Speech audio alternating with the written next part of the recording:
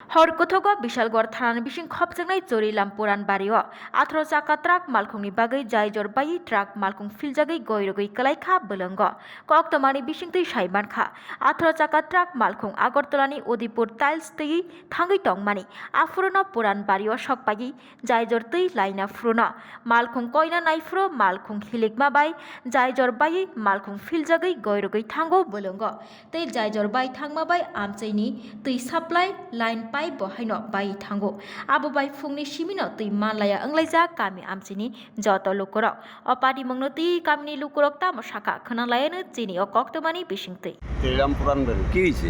এটা কালকে রাত্রে হঠাৎ করে একটা বিকট শব্দ পাইলাম অনুমানিক রাত্র 4টা